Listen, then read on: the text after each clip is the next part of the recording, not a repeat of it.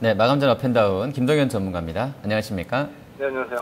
네, 자, 시장이 장마감 앞두고 낙폭 줄이고 있습니다. 바닥권에서 좀 상당히 많이 올라와 있는데요. 자, 오늘 시장 어떻게 보고 계십니까?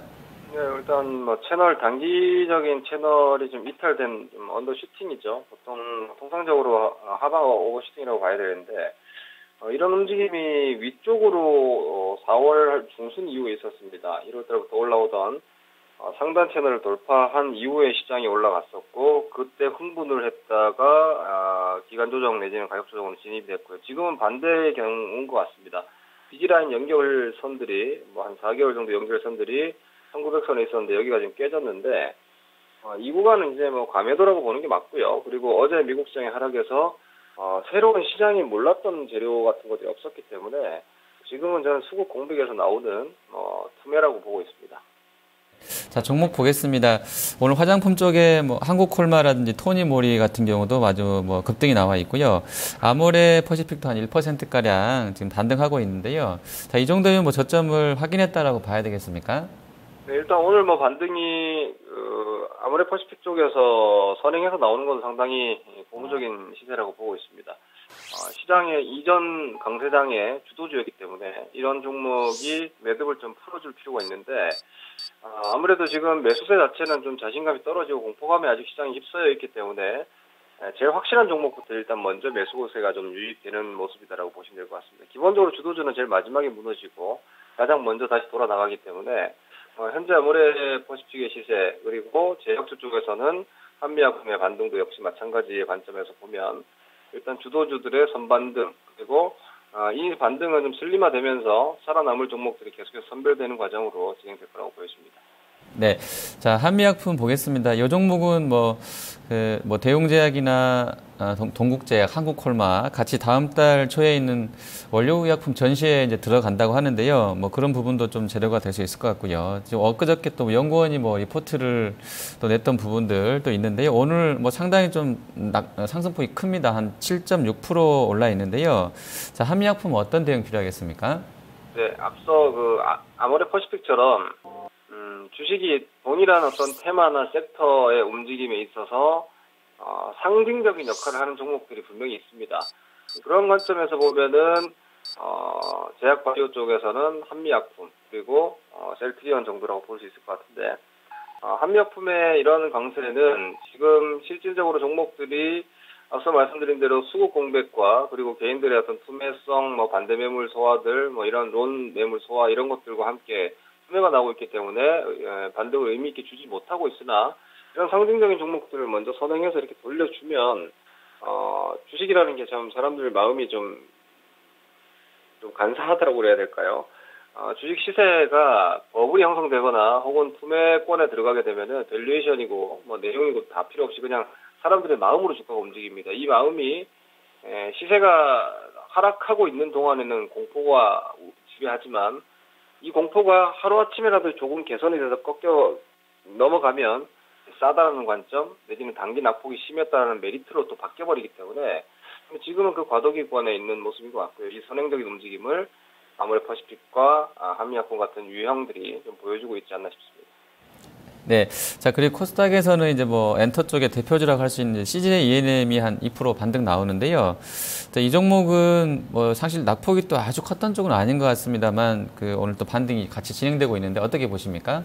네, 슬림화 과정 중에 한 일환이고 구조적인 예를 들어서 이런 거죠. 거품 뭐 혹은 뭐 수치로 봤을 때 밸류에이션이 좀 높다 하지만 CJ ENM의 실질적인 어떤 채널권이라든지 뭐 중국 쪽에 대한 어떤 콘텐츠 수출 그리고 게임 쪽에 대한 자회사 지분법 평가 이익 이런 부분들은 상당히 구체화되어 있는 상황이기 때문에 또 확실한 종목들은 분명히 복원력은 좀 좋을 것이고요. 그리고 이번 조정기에도 하방에 대한 지지력도 좀 강한 게 사실이기 때문에 이후에 어떤 성장주 쪽에 대한 슬림화가 진행되는 과정에서는 어쩔 수 없이 내용을 가지고 볼 수밖에 없는 상황이라는 걸 좀 보여주고 있습니다. 하지만 현재 단기 낙폭 기준으로 봤을 때는 이 종목 같은 경우는 많이 안 빠졌죠. 지금 시장에서 거의 뭐 단기 대투가 나온 상황이기 때문에 아주 짧은 트레이딩 관점의 접근은 낙폭에 초점을 맞출 가능성이 높기 때문에 신규 매수 관점에서 접근은 단기적으로는 매력은 없어 보입니다. 자, 하락 쪽 보도록 하겠습니다. 지금 뭐 사실 종목수 보니까 10개 중에서 한 9개 이상이 다 지금 밀리고 있어서요. 하락 쪽이 훨씬 더 많은 상황인데요.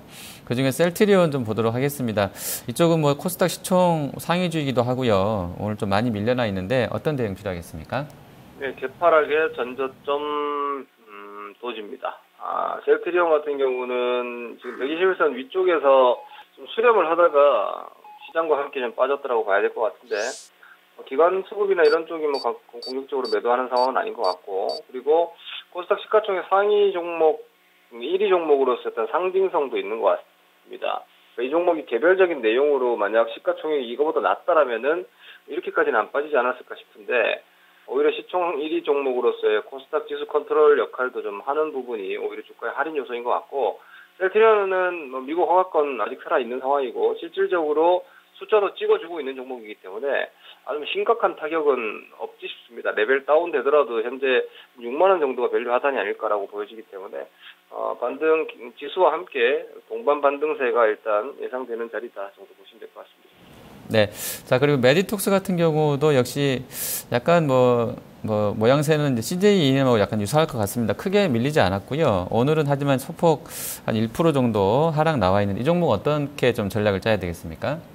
이후에 시장이 CJENM도 그렇고 메디톡스도 그렇고 이후에 만약 코스닥 시장이 다시 뭐 지수가 올라가는 시장이 아니더라도 선별된 종목들이 다시 한번 고점을 넘기는 시장으로 전환이 된다라면은 이런 주식들은 다시 충분히 올라갈 수 있습니다. 왜냐하면 방어를 잘했다라면은 공세에서는 유리할 수밖에 없다라고 보시면 되는데 지금은 그런데 공세가 아니라 이제 역공의 양상이기 때문에 너무 심하게 수세에 몰렸다가 반격을 모색할 수 있는 어떤 반등권이기 때문에 현재 반등권역에서의 시세 탄력은 아무래도 좀 많이 빠진 종목, 그 중에서도 아주 좋았다가 단기적으로 넉폭이 컸던 종목들이 아무래도 반등폭이 클 수밖에 없기 때문에 그런 관점에서는 오히려 시세가 좀 강한 메디톡스나 CJENM 같은 종목은 단기 트레이딩 관점에서 매력은 조금 떨어지지 싶습니다.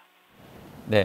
자, 그리고 사이버 결제 보겠습니다. 한국 사이버 결제가 단계 좀 많이 밀렸습니다. 200일선까지 내려와 있고요. 또 하지만 또 뭐 신용 또 물량이 한 10%가 되기 때문에 그런 부분도 점검이 필요할 것 같은데 오늘 좀 많이 낙폭 키웠던 상황에서 좀 추가적으로 약세가 진행되는데요. 한국 사이버 결제는 어떻게 좀 대응을 해야 되겠습니까?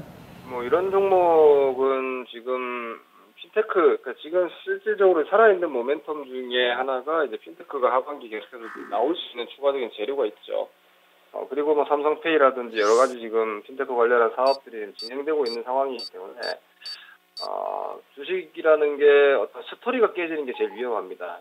예를 들어서 주식이 빠졌는데 이제 그 스토리에 아무도 주목하지 않는다라면 그 주식은 손실이 큰 상태에서도 일단 탈출해야 되지만 이러한 어떤 모멘텀을 뚜렷하게 가지고 있고 더불어서 그 모멘텀이 실질적인 매출 이익 성장으로 나오고 있는 종목들은 이후 지금 시장은 어차피 뭐 금리 스토리라든지 혹은 이머징 쪽에 대한 어떤 외국인 매도세 이런 부분들로 인해서 변동성이 나와 있지만 이런 변동성이 진정이 되면 어차피 성장 종목군들 같은 경우는 스토리를 찾아갈 수밖에 없기 때문에 이런 관련 종목군들은 계속해서 박스 하단 쪽에 대해서는 공략권에 보시면 될 것 같습니다.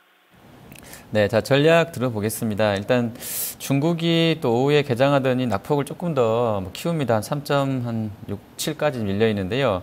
중국 정부가 13차 5개년 경제개발 기획에서 이제 성장률 목표치를 6.5%로 하향 수정할 것이라는 뉴스가 나왔다고 하면서 어제도 3% 이상 밀렸었고요. 오늘도 한 4%가량 밀려나면서 200일선을 지금 깨고 있습니다. 여기다 이제 UFG 2015가 다음 주 금요일까지 한미연합훈련이 계속 이어질 것이다라는 이 부분들도 있는데요.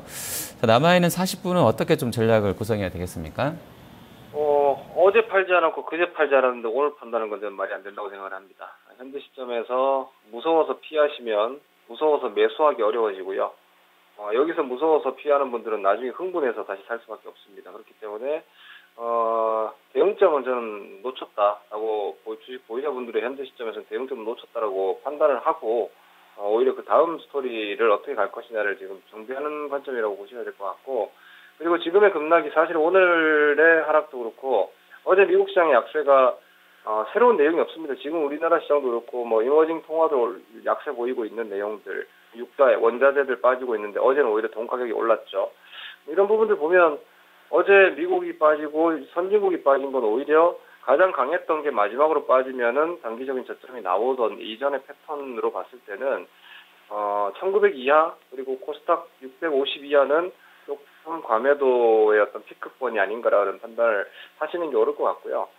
매수 관점에 접근하시는 분들 같은 경우는 어차피 지금 매수는 공격적인 어떤 배팅이기 때문에 그대로 공격하셔도 저는 무리 없을 거라고 보고 있습니다. 체계적으로 봤을 때 어떤 혹시라도 뭔가 나오지 않을 거라는 것을 우려하시면서 지금 보실 필요는 없는 것 같고, 다만 아주 보수적인 분들은 충분한 시장의 안정 이후에 매수를 하시는 게 낫기 때문에 지금은 단기 트레이딩 관점에서는 매수이자, 그리고 기존에 손실 본 분들은 손절하더라도 반등이 제대로 좀 나오면 손절 자리를 찾아야 되고, 그리고 보유 포트 쪽에서 손절할 종목과 계속 가져갈 종목에 대한 부분은 여전히 해나가시면 될 것 같습니다.